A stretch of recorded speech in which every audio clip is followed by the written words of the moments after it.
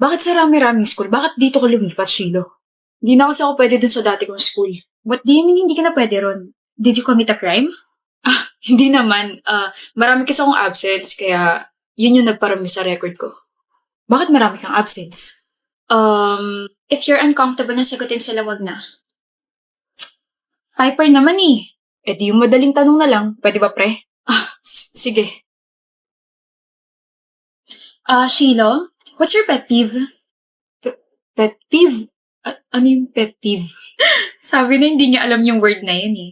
Akin na 100 ko, Anders. Ba yan? Ina natalo pa nga sa pustahan. Pet peeve ko, aso. Aso ang putik. Sorry, ano ba yung pet peeve? Mas mahigpit dito, pre. Baka nga hindi pa nangangalahati yung taon, pangit na agad yung record mo dahil sa mga grades mo eh. Kahiya yun. Ang word na pet peeve, yun yung isang bagay na kinakainisan mo sa isang tao. Ha? For example, isa sa mga pet peeves ko sa mga tao, ay yung mas pinipili nilang pagtawanan yung mga nagkakamali. Or yung mga may hindi alam na word, ganon. Gaya nila. What did you say?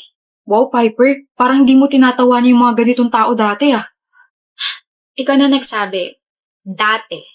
I was like that when we were in high school. College na tayo, uy. Never heard of the word character development, Anders? Ewan ko sa'yo. Sige, kampihan mo yung new student na yan. Tara na nga, Evie. Sorry, nag-away pa kayo ng friends mo dahil sa akin. Huwag kang mag-sorry. Wala kang kasalanan, okay? Anyway, gets mo na ba yung word na pet peeve or do you want me to explain pa? Gets ko na. Salamat, Piper. You're welcome. Kaya ako maraming absent sa dati kong school kasi palagi kong binabantayan si mama sa ospital. Piper, it's so nice to see you again. Evie, it's been 6 years na, no? Buti nakarating ka rito sa reunion ng batch natin. Umangkad ka yata, Piper. Anders. Ngayon na lang ulit tayo na kompletong tatlo. Kinakataf mo kasi kami nung nag-third year college tayo eh. Dahil kasi yun kay Shilo, diba? You chose him over us. Anyway, ayoko na bumalik sa past natin. Alam niyo ba, I got cheated by this ugly guy. I was about to give him another chance pero buti na lang, ang non-negotiable ko ay cheating. Sabi ko kasi sa'yo, ako na lang Evie. Ayoko maging jowang kaibigan, stop it. Ang non-negotiable ko ay hygiene. Nakikinig ka ba, Piper? Kaya naman pala wala sa atin yung attention niya. Nandito na yung ex niya si Shilo. Ex? Sino may sabi nag-break kami? What? Kayo pa rin hanggang ngayon? Hey, mahal. Hey, love. Sorry, late ako. Na-stuck ako sa traffic eh. No, sakto lang dating mo.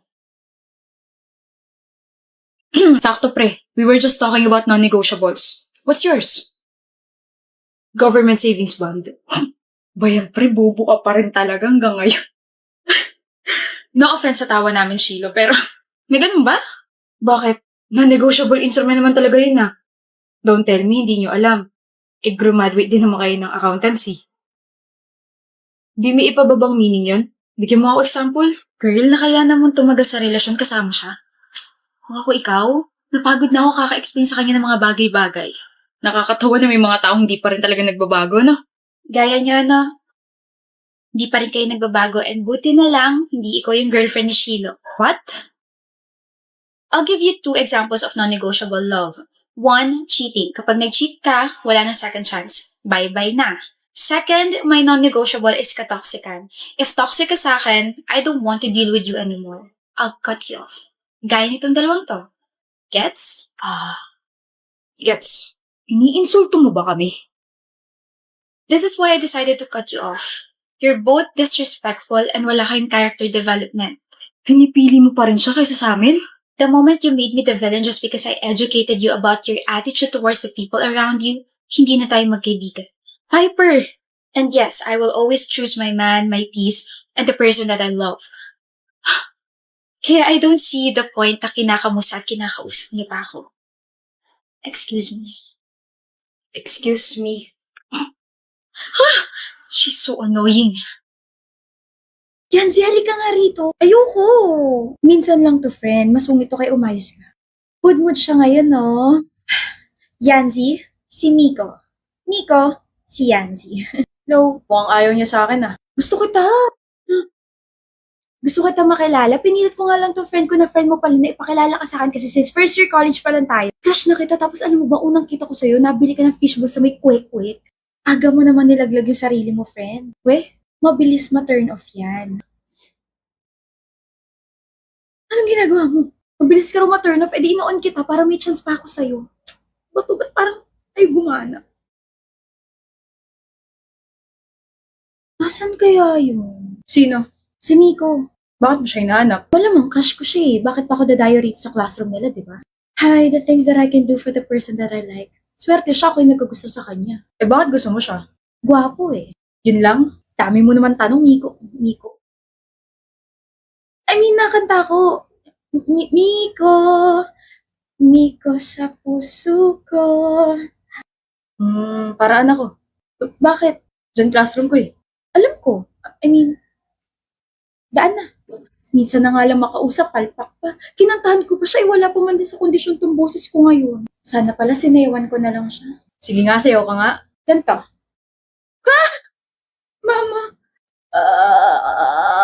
Ala ko may naliligaw na zombie. Busy ka? I have 30 minutes before my next class. Bakit? Then, akin ka. Huh? I mean, akin na muna yung time mo kasi I wanna introduce myself properly. Yung nangyari kasi nung isang araw nung pinakilala ko na friend mo pala, that wasn't me. May kambal ka? Wala, pero that was me na nagulat sa presence mo kasi, yan eh. Nagulat ako kasi ang gwapo mo pala sa malapitan. Wala kang pores. Sana all.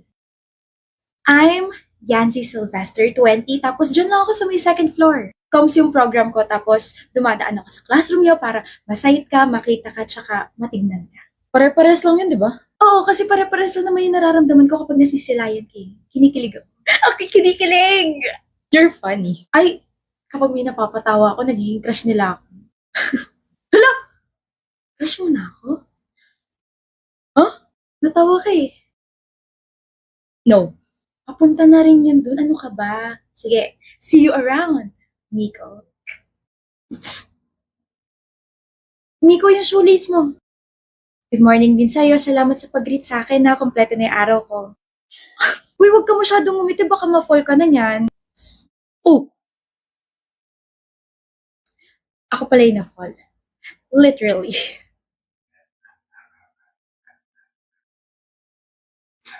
Hi, Miko. Hey.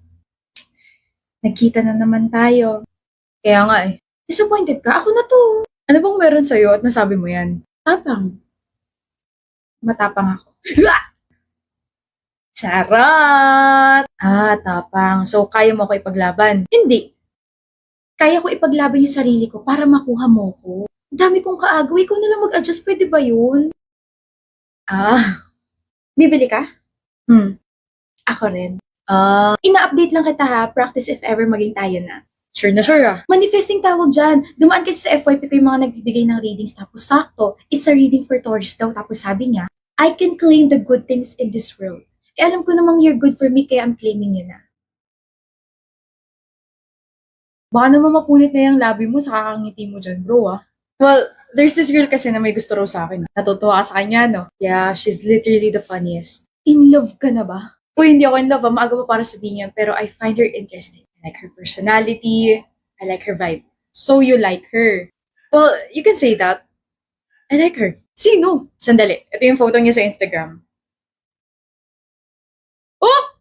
Why? Oh! Si Yanzi? Yes. Ganda niya, no? Bro! Ex ko yan eh. Ex ko yan, si Yanzi. What? Ana naman kasi. Ano? Ana na bang... Ana? Ano? Ana ka bang sasabihin sa akin? Steve? Ana na akong patience para makipag-usap sa'yo. Ana talaga. Kapag galit ka, cute mo. You can resist my cuteness, Ana. Kausapin mo na kasi ako na maayos. Ayoko. May tatanong lang naman ako eh. Baka tingin naman to, akala mo naman ako lang nakikita. Stop it! Kung tanungin mo na kaya ako, no? Sa lahat ng mga naging crush mo, sino yung pinakamalakas ang appeal? Kala ko naman kung anong tanong. Yung crush ko na first year college ako. Sa lahat ng mga nagkagusto sa'yo, sino yung pinakagwapo? Yung lalaki ng third year college ako. Di kayo na. Naging kami nga. Tanong-tanong ka tapos naiinis ka dyan. Sa lahat ng mga naging ex mo, sino yung gusto mong balikan? Ikaw? Ikaw, Steve. Ikaw yung gusto kong balikan. Ako? Si Ana talaga mapagbiro. Gusto kita pero ex. Naging tayo? I mean, gusto ko maging tayo pero... Huh? Oo. Ba't ka ngumingiti? Naging tayo. Last year. Hey, you know you don't really have to come, Ana. He called me. Kaya ka nagpunta kasi nag-drunk ko sa'yo. Nag-alala ka, no? Ewan ko sa inyong dalawa. Halata naman gusto niyo isa't isa pero ayaw niyo pa rin umamin. Shut up. Gano'n ba karami ininom niya? At aware ba kayo na mabilis malasing yon? Alam naman namin kaso birthday ng isang pinsan namin eh. Nasaan ba siya? Nasa kitchen ako po. Pagin mo na lang ako, Ana. Nandun ako sa sala. And, heads up lang. Sobrang kulit niya. I know. Steve. Ana? Ana? Do you wanna be the snowman? Kamukha mo si Ana ko. Ana mo? Si Ana ko na pinana yung puso ko. Ako to si Ana. Si Ana ko hindi pupunta rito. Masungit yan. Suplada. Talaga? Shh. Pero mabait siya. Kahit makulit ako, kinakausap ako noon. Tinuturuan ako sa ibang subjects. Tsaka sumasama siya kapag niyayaya ko siya sa mga family gatherings. Kaya gusto siya ng pamilya ko. Maganda ba si Ana? Tinatanong pa ba yan? Sobra. Ops! Akin si Ana. Akin ka, Ana. Tayo ba? Oh! Tayo! Girlfriend kita! Talaga? Ana? Break na tayo. Agad? Oh, di mo naman ako gusto eh. Break na tayo. Opo, break na tayo. Opo, ikaw unang boyfriend and ex ko. Ana? Pagkising ko, ikaw pa rin gusto ko. Opo, gusto rin kita. O, diba? Naging tayo. Akala mo yung gwapong crush ko na first year college ako. Siya rin yung unang magiging boyfriend at unang ex ko. Kaya pala tawa ng tawa yung pinsan ko kinabukasan kasi ganun pala yung nangyari. Ana, high school vibe but yeah, crush kita nung first year college tayo and then you confessed when we were in third year college nung nalasing ka. Tapos same day nung nalasing ka, naging tayo. Tapos tinago mo ng matagal. I guess I was too scared to take the risk. Ngayon, takot ka pa rin ba? Umamin na ako, sa tingin mo may takot pa rin ako? Ana! Niyaya kita sa isang formal na date. Niyaya kita na pakinggan muli ang nararamdaman ko para sa'yo. Niyaya kita. Okay, let's do that. Gusto kita, Steve. And now, it's the time to take this relationship seriously. Babalikan mo ex mo, ha? Babalikan mo ako, ha? Oo, tapos makikipag-break agad ako sa'yo after 2 minutes. Ana! Sabi mo, let's take this seriously. Don't worry. Seryoso ako sa'yo. Ana!